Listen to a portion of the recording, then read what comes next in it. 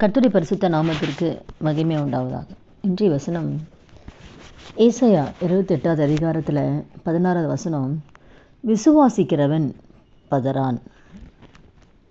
இந்த நாளில் இந்த வார்த்தையை நம்ம கேட்கும் பொழுது, ஆண்டவர் மீது விசுவாசம் இருந்தனா நம்மளோட வாழ்க்கையில் அந்த பதற்றமே இருக்காது. இப்போ நம்மளோட வாழ்க்கையில் ஒரு குடும்பத்தில் ஏதோ ஒரு பிரச்சனைனா நம்மையும் தெரியாமல் நமக்கு ஒரு நடுக்க வருது, ஒரு கலக்க வருது, ஒரு பயம் வருது. இப்போ ஏன் அந்த பதட்டம் நம்முடைய வாழ்க்கையில் வருது? ஏன் ஒரு பயம், ஒரு கலக்கம் நமக்கு வருது? பிள்ளைகளை குறித்து ஏதோ ஒரு காரியம் நம்ம கேள்விப்படுறோம், நம்ம பார்க்குறோம், உடனே நம்மையும் அறியாமல் ஏன் ஒரு கலக்கம் வருது, ஒரு பயம் வருது? அப்போ வேறு எந்த காரியமாக இருந்தாலும் சரி, வேலை காரியமாக இருக்கலாம், பிஸ்னஸாக இருக்கலாம், குடும்ப காரியமாக இருக்கலாம். அப்போ சில பிரச்சனைகள் மத்தியில் நம்ம போகும்பொழுது உடனே ஒரு கலக்க, ஒரு பயம் ஏன் வருதுன்னா, நம்முடைய வாழ்க்கையில் விசுவாசம் குறைவுன்னு அர்த்தம். விசுவாச குறைவு இருந்தால்தான் நம்முடைய வாழ்க்கையில் பயம் வருது, ஒரு கலக்க வருது. இப்போ அந்த விசுவாசத்தில் நம்ம நிலைச்சிருந்தோம்னா எந்த பாதையில் நம்ம கடந்து போனாலும் கர்த்தர் இருக்கிறார், அவர் பார்த்து கொள்வார்.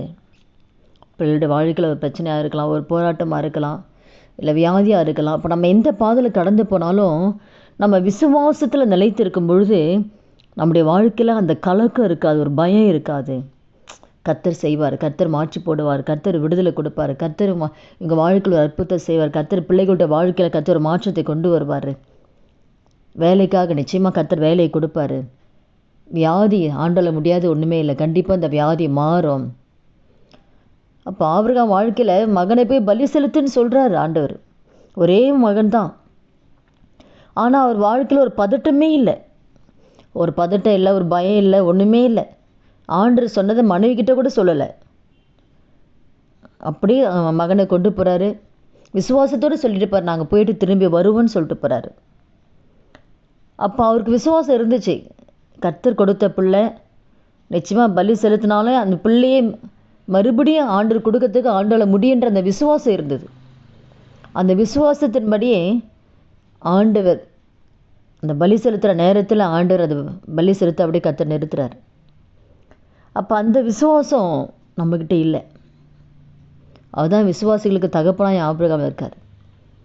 அப்போ நம்முடைய வாழ்க்கையில் கூட இந்த பதட்டம் இனிமேல் இருக்கக்கூடாது.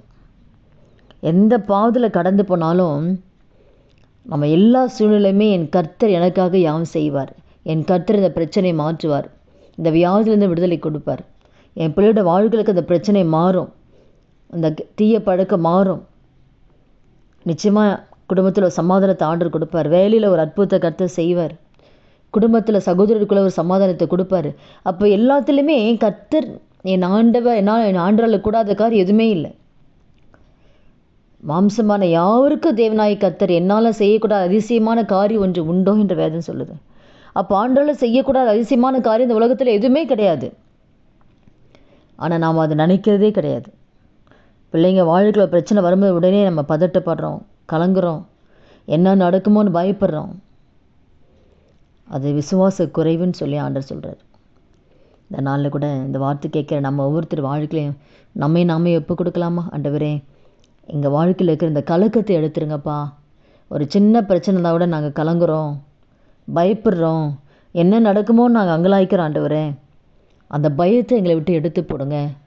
அந்த அவிசுவாசத்தை, ஆண்டவர் மீது இருக்கிற அந்த அவிசுவாசத்தை எடுத்து போடுங்க. ஆண்டவரே, என்னை எந்த பாதையில் கடந்து போனாலும் விசுவாசத்தில் உறுதியாய் தரித்து நிற்கக்கூடிய கிருபை எங்களுக்கு அந்த வார்த்தை கேட்குற ஒவ்வொருத்தருக்கு கொடுங்க. ஆண்டவரே, இப்போ நம்ம ஜெபிக்கலாமா? துதிகள் மத்தியில் வாசம் செய்ய நல்ல தகப்பனே, இயேசுவின் நாமத்தின் சமூகத்தில் வருகிறோமப்பா. விசுவாசிக்கிறவன் பதறான் என்ற அந்த வார்த்தையின்படி ஆண்டவரே, நாங்கள் ஆண்டவரே ஒரு சின்ன பிரச்சனையோட நாங்கள் பதறோம். ஆண்டவரே, கலக்கம், ஒரு பயம் இருக்கிறதப்பா. இனி வருகிற நாட்களில் எந்த சொல்லியும் ஆண்டவரே எங்கள் ஒவ்வொருத்தர் வாழ்க்கையிலையும் கலக்கமோ பயமோ இல்லாதபடி ஆண்டவரே, எல்லாவற்றிலையும் இந்த அவிசுவாசத்தை எடுத்து போட்டு விசுவாசத்தில் தரித்து நிற்க, விசுவாசத்தில் உறுதியாக நிற்க ஆவியர் எங்களை ஒவ்வொருத்தருக்கும் உதவி செய்ய முடியும். நம்மளை கரத்தில் ஒப்பு கொடுக்குறேன். அப்படி நீங்கள் செய்ய போகிற தயவுக்காக நன்றி செலுத்துக்கிறோம். இயேசுவின் நாமத்தில் ஜெபிக்கிறோம் நல்ல பிதாவே, ஆமென்.